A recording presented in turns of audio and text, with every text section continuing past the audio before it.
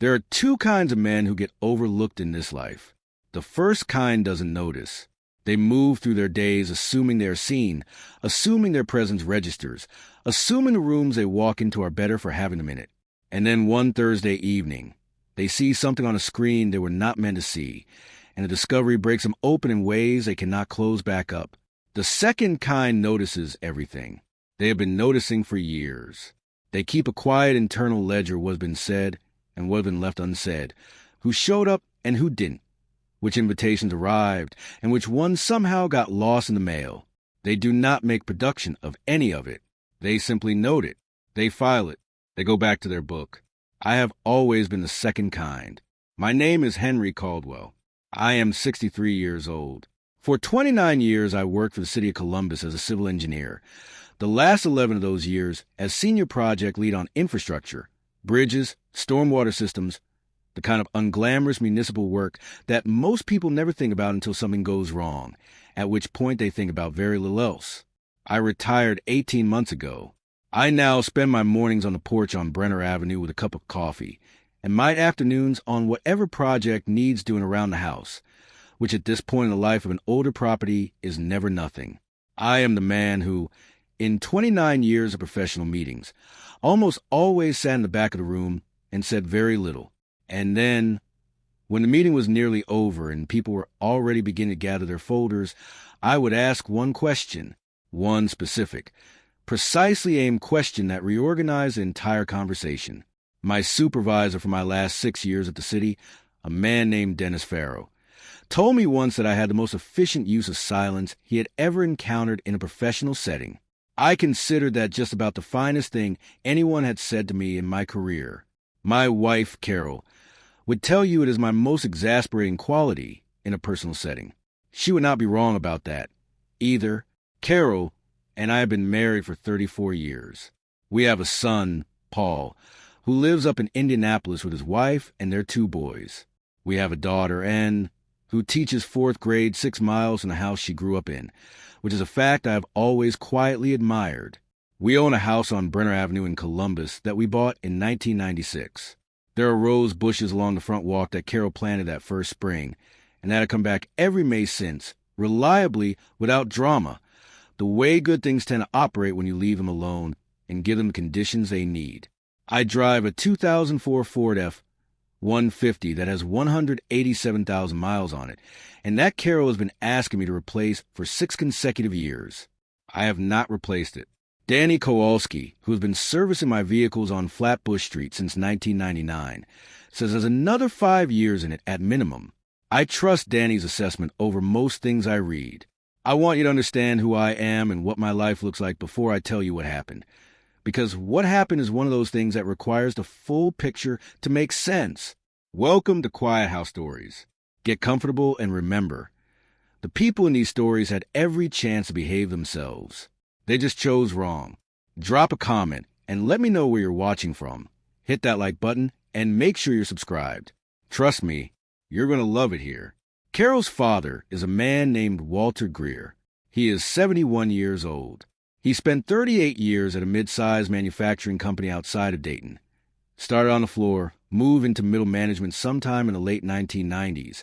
Finished his career as operations supervisor before the company restructured in the spring of 2023 and offered him a buyout package he accepted. He is a large, confident man with strong opinions about football and politics and the correct interior temperature of a steak. And he has never, in 34 years of knowing me, asked me a single question about my work. Not one. I do not say that to indict him. It is simply accurate. We occupy the same holiday tables. We pass each other the cornbread at Thanksgiving. We talk about the weather and the grandchildren and the condition of the Bengals' offensive line. And then we go back to our separate lives and wait to do it again at Christmas. Carol's mother, Donna, is the family scheduler. She is organized and precise, particular way of people who have strong preferences and do not easily accommodate deviation from those preferences.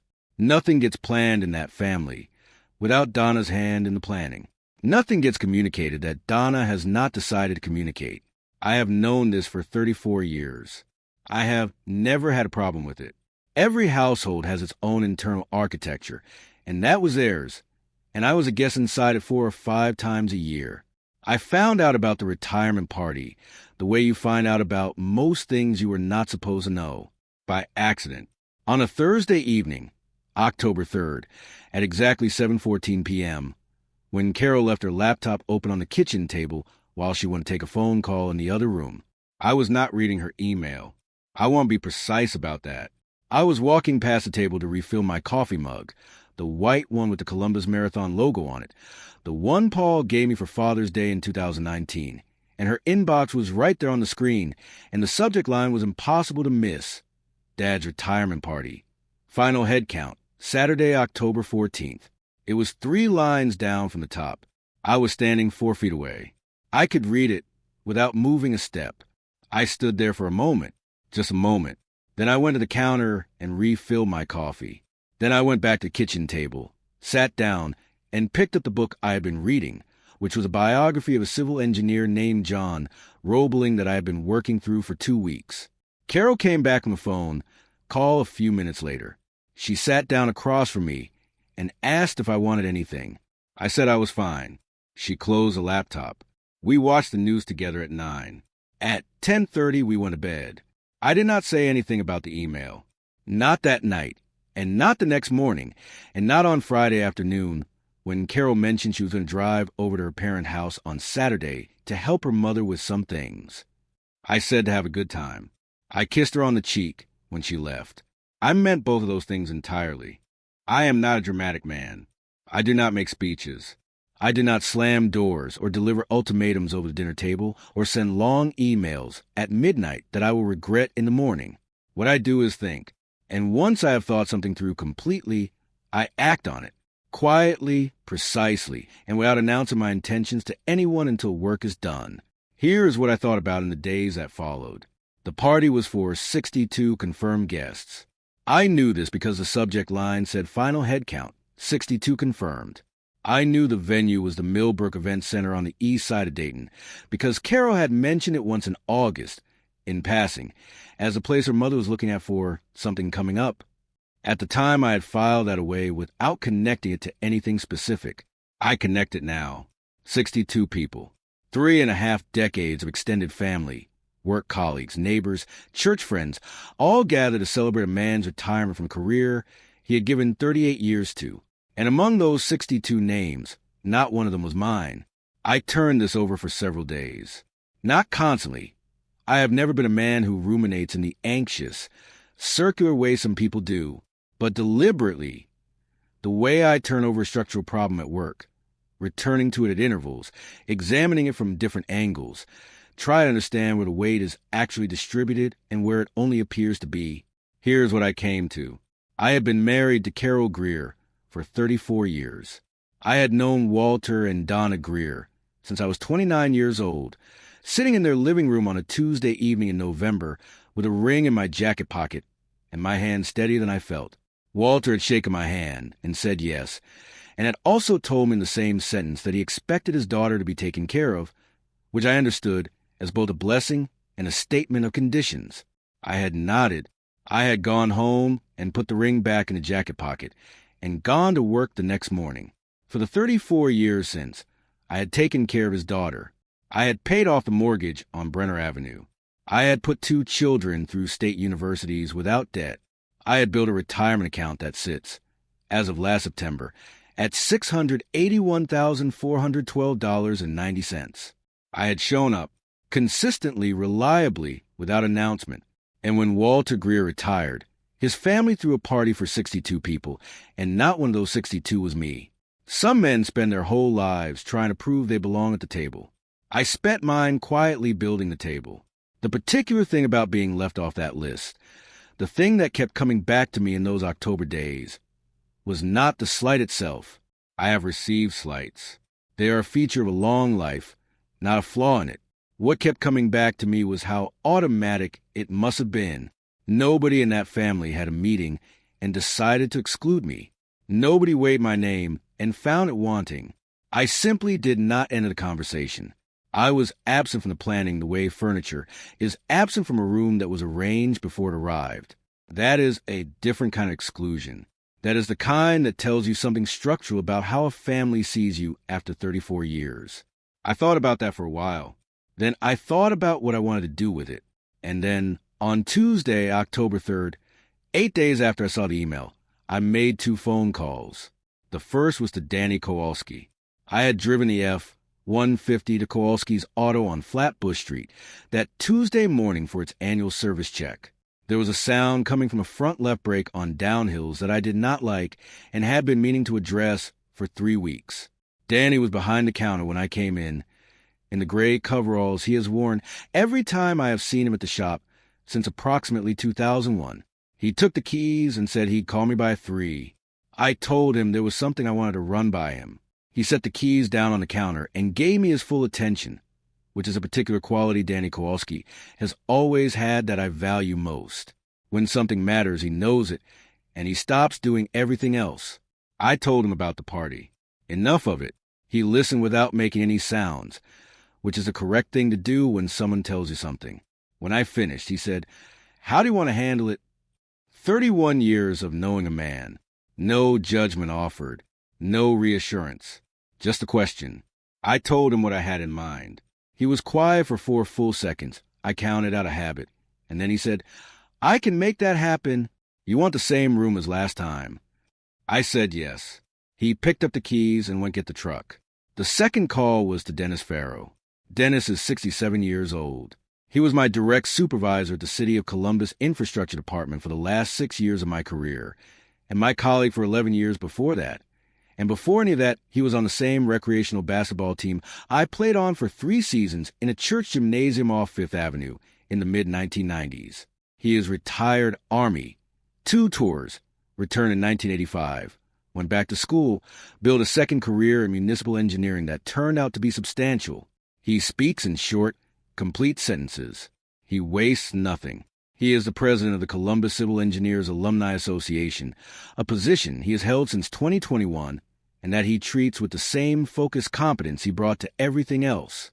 I have called Dennis Farrow in a genuine crisis exactly twice in our 31-year friendship. He answered both times. I called him from a parking lot of Kowalski's auto at 11:22 in the morning, sitting in the cab of the truck while Danny's brother worked the bay. I told Dennis I needed a favor. I told him what it was, not at great length, but with the specific details he would need to act on it. He was quiet for a moment. Then he said, "That's not a favor. That's just doing the right thing. When do you need the room?"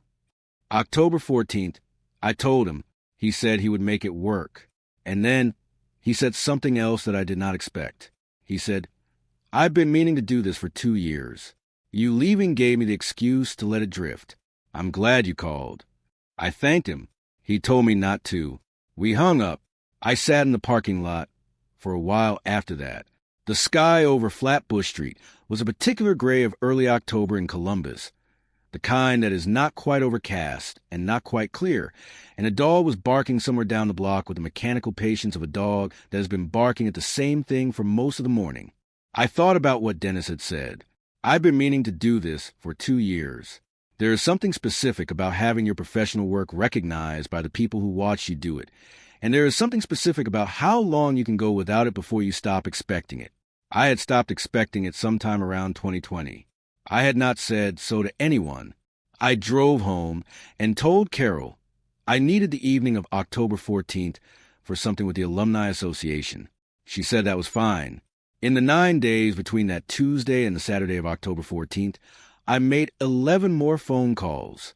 I called Martin Webb, who had been my direct supervisor in 2003, and who is, in my professional estimation, the finest practicing civil engineer I have watched work in my career. I called 3 former colleagues from the infrastructure department, Gary Reeves, Linda Park, and Thomas Ott, who had worked alongside me on the stormwater redesign in 2017. I called Sandra Okafor at the Millfield Community Center, who coordinates the events room with a precision and warmth that I have always admired, and who said she had the room available on the 14th, and would get it set up exactly the way I described. I called Father Don Reardon, the pastor at St. Anthony's, who married Carol and me in 1990, and who has known me longer than almost anyone outside my own family. I called and who said she would be there, and then cried a little which she denied. I called Paul, who drove down from Indianapolis with his wife Jeannie and both boys without asking a single question about why, which is one of the qualities of my son that I am most grateful for. None of these people hesitated. Every single one of them said yes, without requiring an explanation. I want you to sit with that for a moment. I want you to understand what it means when 11 people, across 11 different phone calls, over the course of 9 days, say yes without asking why. It means something real was built. Not by accident, not by wealth, not by status. By 31 years of showing up. By showing up at Danny Kowalski's son's Little League games. By returning Dennis Farrow's calls at 7 in the morning when there was a problem at a job site. By doing the work correctly and on time, and without making it about anything other than the work. That is the only inheritance I have ever had any interest in. I need to tell you about the night of October 5th. Carol came home from book club at 9:43 p.m., which I know because I looked at the clock when I heard her car in the driveway, the same way I always do without meaning to. 34 years of marriage, making a habit of knowing when the house is complete. I was sitting at the kitchen table with the white coffee mug in both hands. Empty, had been for a while, not reading, just sitting in particular quiet of a house at night when the children are grown and gone and the television is off. The rose bushes were visible through the kitchen window, in the dark, just the shapes of them, which I know so well I could draw them from memory. They would be done for the year in another few weeks. Carol came in and set her bag on the counter and looked at me for a moment before she said anything.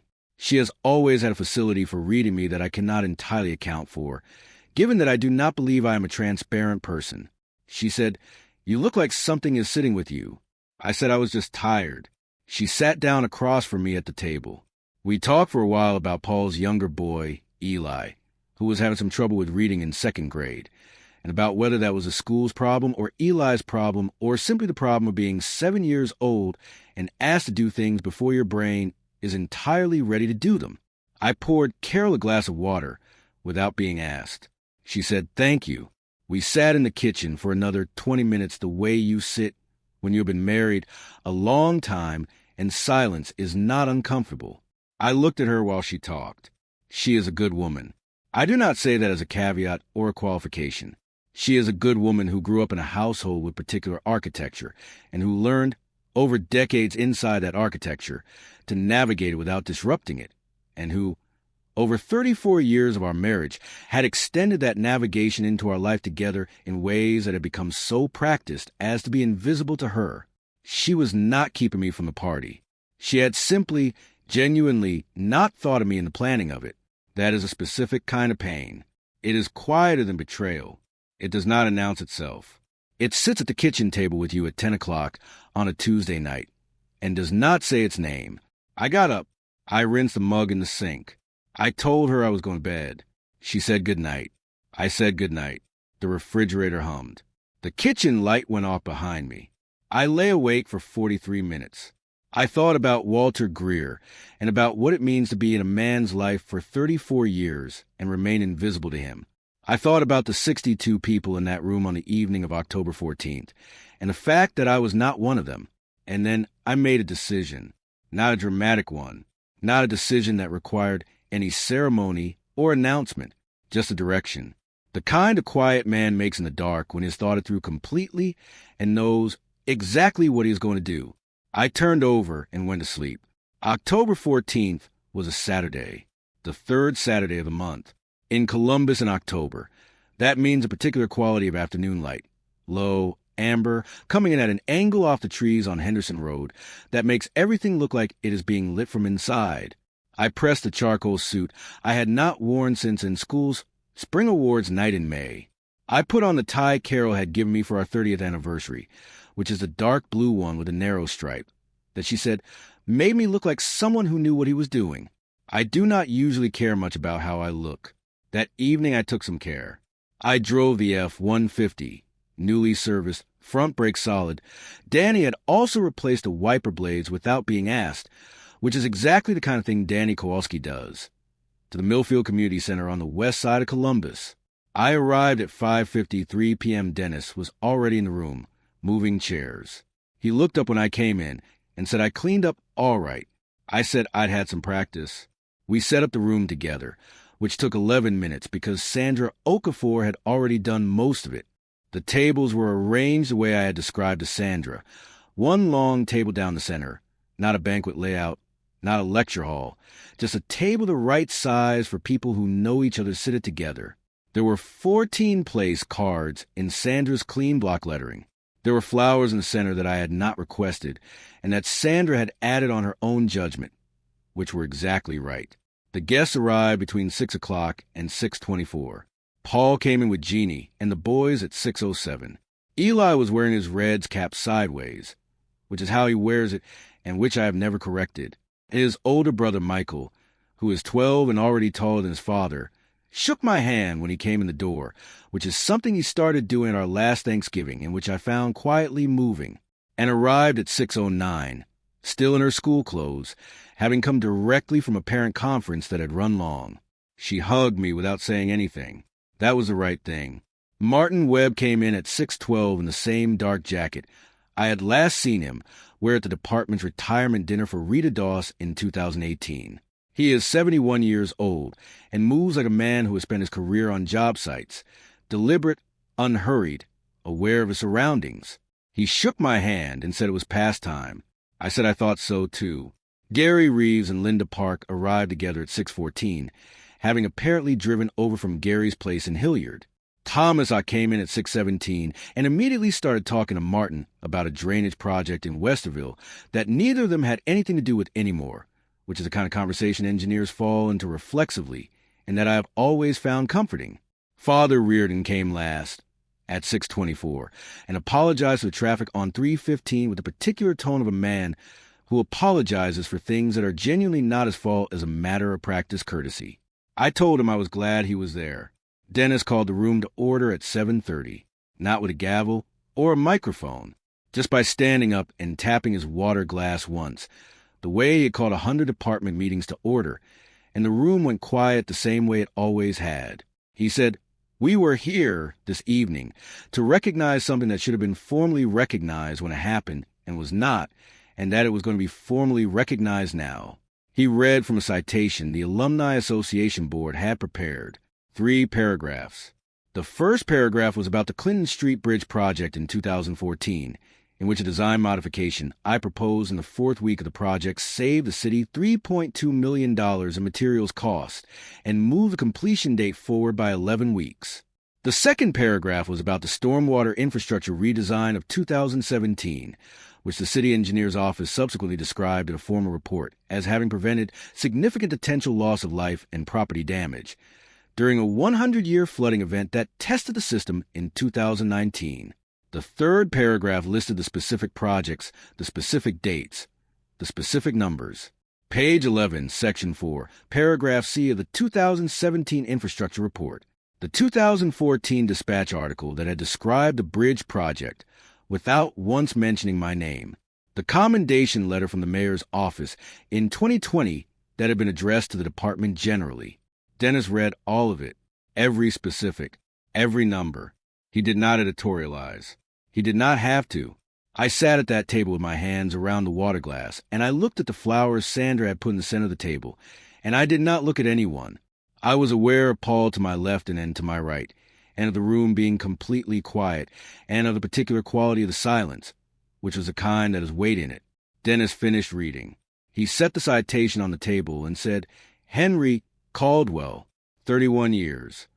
The room applauded. Eli, who is 7 and had not understood a single word of the citation, but understood perfectly that this was a moment, started clapping first, with a complete physical commitment that 7-year-olds bring to clapping, which made everyone else start clapping too, which is exactly the right way for that kind of moment to end.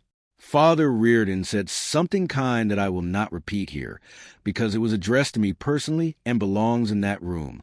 Paul stood up. He is not a man who stands up at tables. He is 37 years old, and he has my build and his mother's eyes, and he speaks economically, as I do, which means that when he speaks at length it means something. He stood up and said that his father had shown him, for his entire life, what it looked like when a man built something that mattered more than whether anyone knew he built it. He said he had watched me do that, and that his sons were going to watch him do it, because that was how that kind of thing got passed down. He sat back down. Michael, next to him, nodded once. In the serious way 12-year-olds nod when they're trying to look like they understand something they are only beginning to understand. I did not say anything for a moment.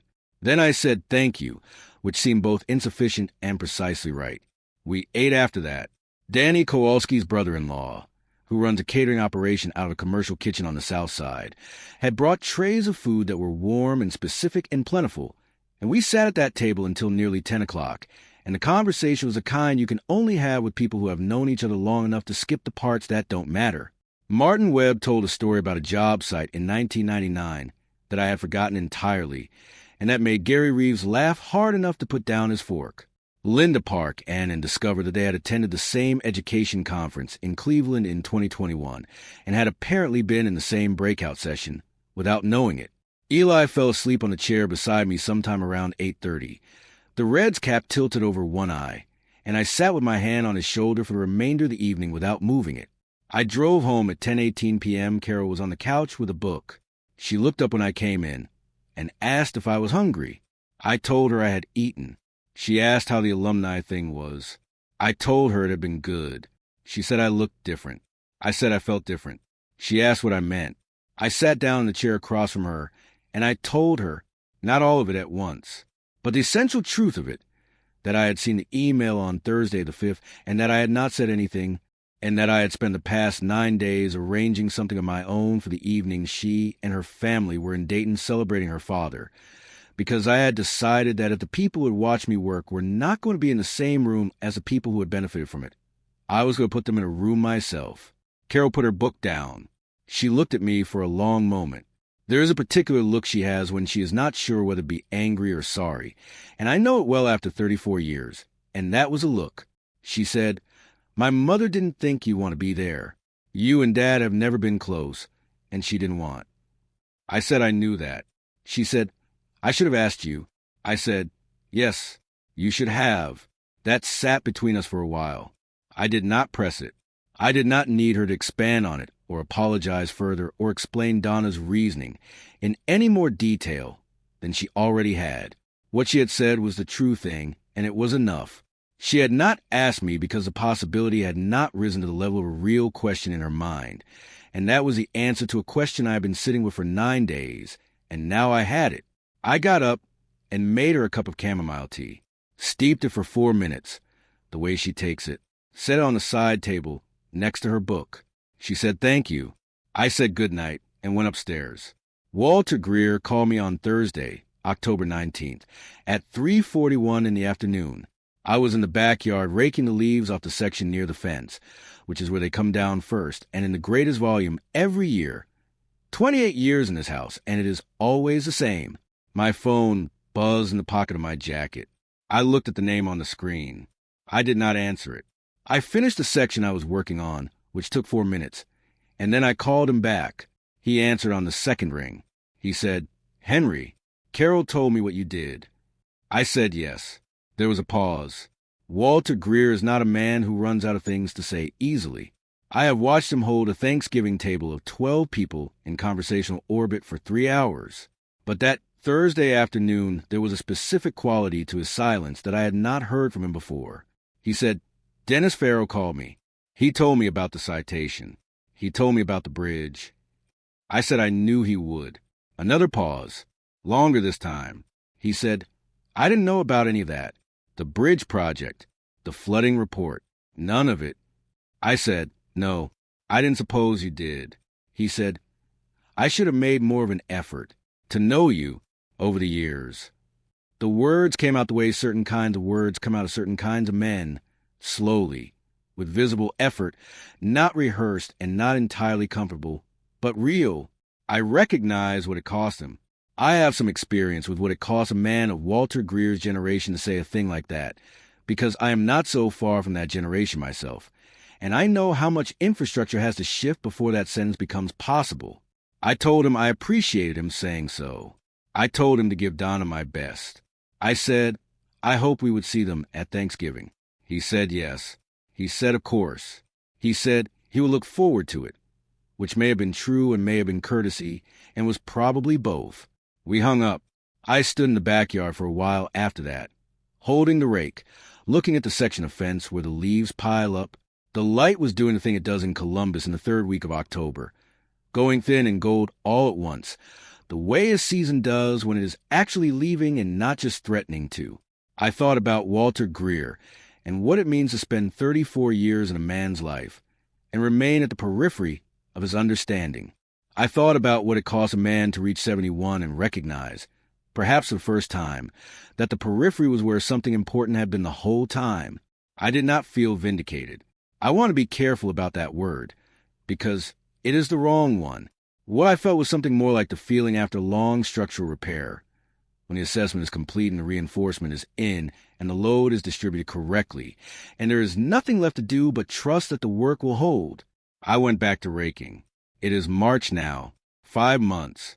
The rose bushes on Brenner Avenue are starting again the way they always do in March. Tentatively at first, just a suggestion of color along the bottom canes, and then more confidently as the month goes on. Carol planted them in the spring of 1996, our first full spring in the house, from a cutting her grandmother gave her. They will be 30 years old in May.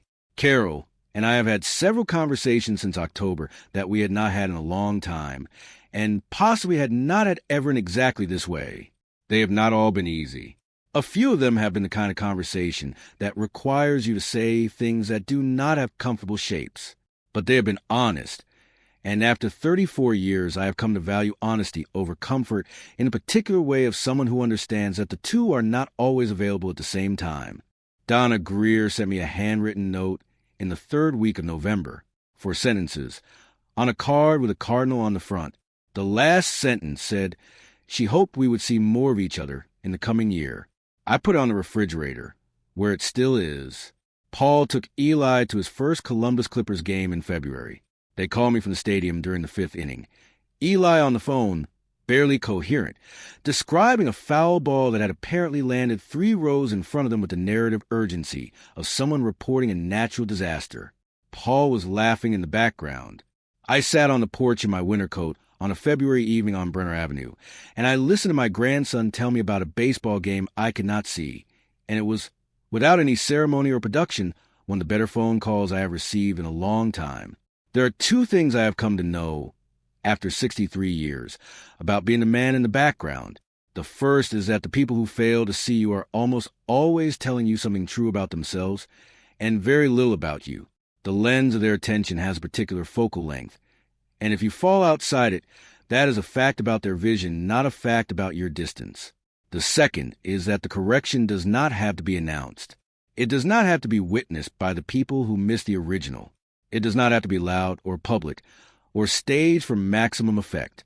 It only has to be real. The Clinton Street Bridge is still standing. I drove over it last Tuesday. It will be there for another 60 years minimum, well past the point where any of the 62 people who were at the Millbrook Events Center on October 14th will remember whether I was invited. The stormwater system I redesigned in 2017 held through 3 significant flood events in the 5 years since, and the city's own report says it will hold through events of equivalent magnitude for the next 4 decades. The work is in the ground. It is in the concrete and the drainage and the infrastructure of the city, and it has my name on it in the places that matter, not on a plaque or a headline, but in the record, in the technical documentation, in the assessment that Dennis Farrell read aloud on the evening of October 14th to a room of 14 people who stayed until nearly 10 o'clock on a Saturday night because they wanted to be there. That is what I attended. On the evening of October 14th, while 62 people celebrated Walter Greer in a rented hall on the east side of Dayton. Not a party, not a counter-argument, not a performance. A room with the right people in it. That is enough. It has always been enough. I just had to build it myself. If you enjoyed this story, join our community by hitting that like button and subscribing for more real, raw, and family-centered stories. And as always, thank you for being a part of Quiet House Stories. I will see you on the next one.